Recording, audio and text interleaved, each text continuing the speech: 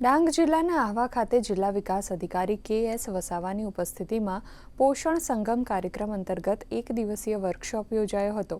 ICDS અને આરોગ્ય શાખાના સંયુક્ત ઉપક્રમે આયોજિત આ કાર્યક્રમમાં અતિ ગંભીર કુપોષિત બાળકોની ઓળખ, સારવાર અને વ્યવસ્થાપન અંગે વિસ્તૃત માર્ગદર્શન આપવામાં આવ્યું હતું.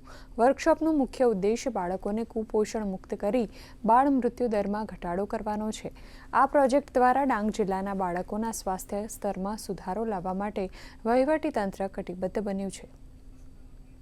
કાર્યક્રમનો એક વર્કશોપ રાખવામાં આવ્યો હતો, જેમાં મુખ્ય સેવિકા બહેનો, સીડીપીઓ બહેનો, taluka health officer, RBSK nodal officer અને આરબીએસકેના ડૉક્ટર્સ તેમજ આયુષ મેડિકલ ઓફિસરનો એમાં સમાવેશ કરવામાં આવ્યો હતો, જેમને આંગણવાડીમાં જે પણ સેમ અને બેમ બાળકો શોધાયેલા છે, જેમની ઘરે આપવાની સારવાર તેમજ એનઆરસી કે સીએમટીસીમાં આપનાર સારવાર માટેની તમામ કઈ રીતે કામગીરી કરવાની થતી છે તથા એમનો શું ફાળો છે એ બાબતનું એક વર્કશોપનું આજે આયોજન કરવામાં આવ્યું હતું અને સારી રીતે પાર પાડવામાં આવ્યો હતો.